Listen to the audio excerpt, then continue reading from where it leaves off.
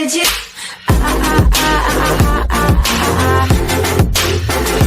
Anything you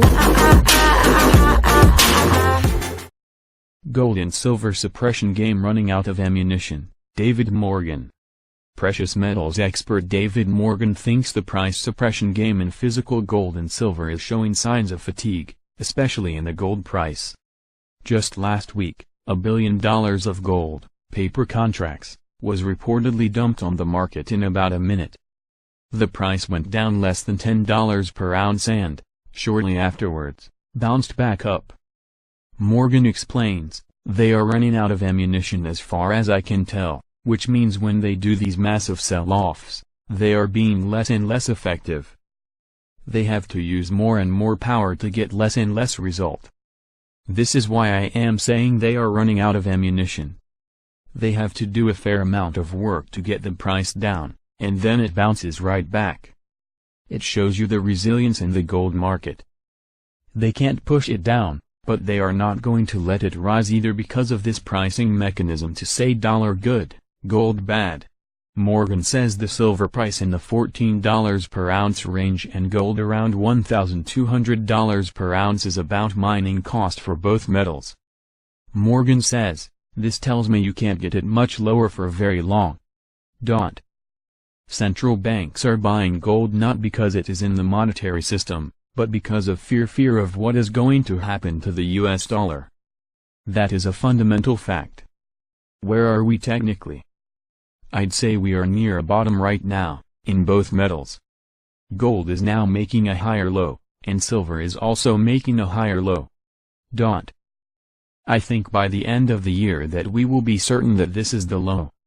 There is another very big reason to own physical gold and silver, and that is the possibility the deep state and the globalists will crash the financial markets.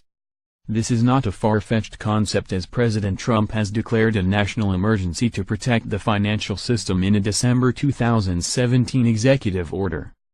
Morgan thinks, if you look at the potential reaction by the deep state, these people do not lose gracefully. These people will stop at absolutely nothing. So, you have to factor that into your thinking, which means they could certainly take down the financial system because they are losing the game. In other words, turn over the card table, that's what the metal is for. You've got to outthink these people. You've got to be 2 or 3 moves ahead. So, if they are going to turn over the table, you have to be prepared before they turn over the table and what to do after they turn over the table. So, we are in a state of emergency. Listen, we need a reset. We need a new monetary system, and we need money working different than it's working now. If we have a reset and the bankers stay on top again, regardless of how they do it, we've really gained nothing.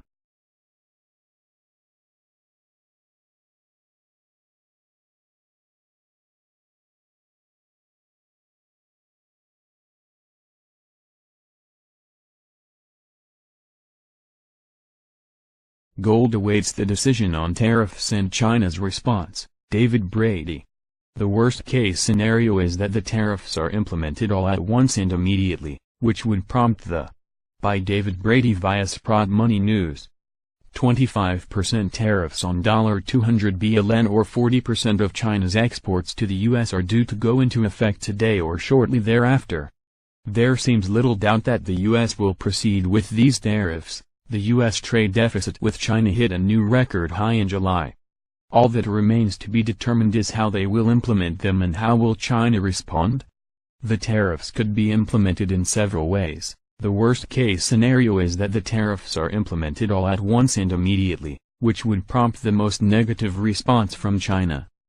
If they choose to continue to devalue the CNY on a daily basis, then gold will continue to fall to lower lows. They could also devalue the yuan overnight by 10 to 15% on top of the depreciation in the yuan to date. I have covered this in detail in prior articles, but suffice to say that this would mean USD/CNY would rise 10 to 15% overnight, but gold would remain unchanged in dollar terms, at least initially. Such a devaluation would likely cause a U.S. stock market crash and Fed policy reversal to stimulus on steroids, causing the dollar to peak and drop USD/CNY2 and gold to rise from that point forward. Alternatively, the U.S. could decide to implement the tariffs all at once, but weeks from now or after the midterm elections. Initially, I would expect a relief bounce in the yuan, drop in USD/CNY, and gold to rise. However, as the date for implementation approaches with no resolution, USD/CNY would likely rise again and gold fall. Lastly, the tariffs could be implemented in stages. For example, they could roll out tariffs on $50 billion of Chinese exports per month over 4 months. This would delay the impact to U.S. consumers and businesses and therefore would reduce their potentially negative impact on the midterm elections. However, it would likely not impact China's response. USD/CNY could resume its daily appreciation under such circumstances, and gold would continue to fall. The trade war and its effect on the USD/CNY exchange rate remains the primary determinant of gold prices in dollar terms. Until either the trade war ends or the dollar falls, either of its own accord or due to a Fed reversal in policy, USD/CNY is likely to go higher and gold lower. Until then, the uber-bullish positioning, sentiment, and technical data will simply remain as fuel for the coming rally, in my opinion. Switching gears to other recent developments related to the long-term outlook for gold. Reuters: China's Zijin Mining will buy gold and copper miner Nevsun Resources for $1.41 billion. Big companies investing in mining companies at relatively low prices is a clear sign that the bottom is close in gold, in my opinion. Sales of gold coins and bars surged 30% from July to their highest since October 2017 and nearly doubled from August 2017.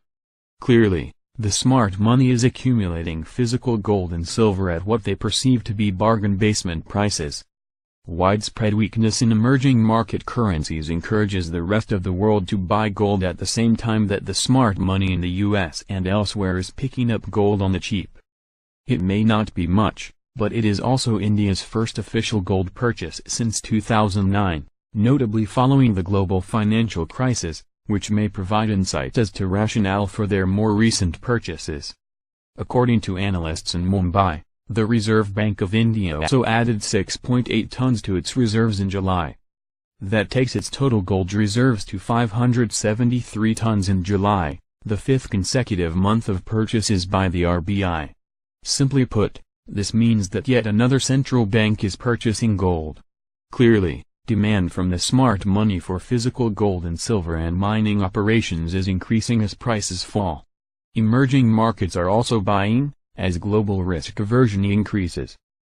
Just as M&A in the metals mining sector is picking up when mining stocks are plumbing new lows, institutional investors are buying yuan-denominated bonds when the yuan is near its lows relative to the dollar. What does this tell about the smart money's view on the yuan versus the dollar long term? A lower dollar and a higher yuan mean higher gold prices. This speaks to the acceleration of global de-dollarization, as the U.S. attempts to impose its will on the gold axis of China, Russia, Iran, and Turkey to protect the dollar's status as the global reserve currency, GRC. Gold is the anti-dollar. If or rather when, in my opinion, the dollar loses its position as the GRC, gold will explode higher and silver will too. I believe this will occur following the Fed's response to the next crisis, when I expect them to print the dollar into oblivion to cover all of the U.S. debt and unfunded liabilities, and they will likely resort to helicopter money to keep the consumption-led economy from imploding. Although this comes from Goldman, it's hard to argue with its track record. According to Fed Chair Powell and the FOMC recently, a stock market crash means a policy reversal will follow shortly thereafter. I have said repeatedly that a reversal of policy by the Fed to stimulus on steroids will likely mean the peak and fall of the dollar and a truly historic low in the dollar price of gold. I'm sharing my holistic mosaic approach with you to emphasize that although precious metals have fallen significantly recently and remain under pressure, the outlook beyond the short term is increasingly bullish. With this in mind, I'll leave you with this final chart. Courtesy of Charlie Bolello. This is the best graph on gold out there, in my opinion. It clearly shows just how undervalued gold truly is, how overvalued stocks are, and why cycles matter. What happened to gold and silver prices post-2002? Follow the smart money long term.